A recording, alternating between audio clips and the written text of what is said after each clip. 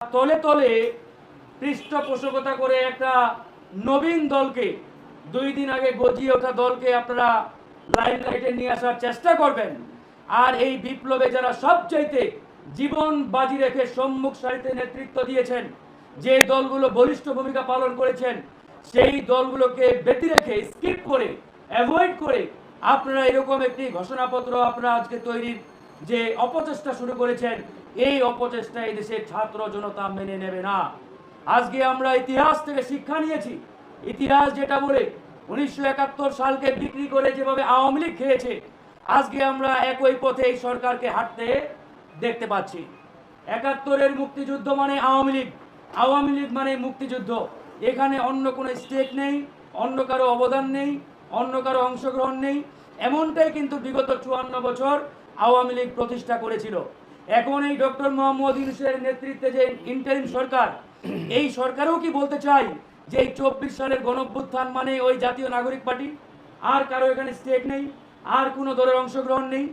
যদি সেটা না হয়ে থাকে, তাহলে এই গণঅভ্যুত্থানের অন্যতম সম্মুখ সারির নেতৃত্বদানকারী রাজনৈতিক দল গণ অধিকার পরিষদ, সেই গণ অধিকার পরিষদের সাথে আলোচনা কেন করলো না এই সরকার?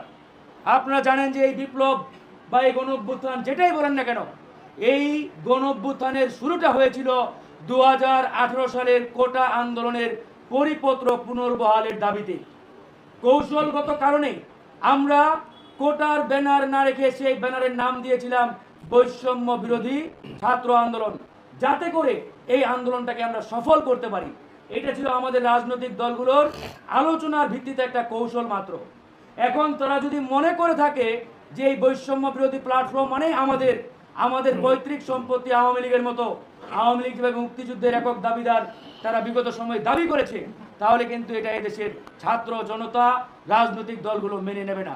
আমরা আবারও স্পষ্ট করে বলছি, 2018 সালের কোটা আন্দোলন, নিরাপদ সড়ক আন্দোলন, একই সাথে বিগত 15-16 বছরে যে দুঃশাসন, গুম খুন, ক্রস ফায়ার, এগুলোও এই জুলাই ঘোষণাপত্রে অন্তর্ভুক্ত করতে হবে।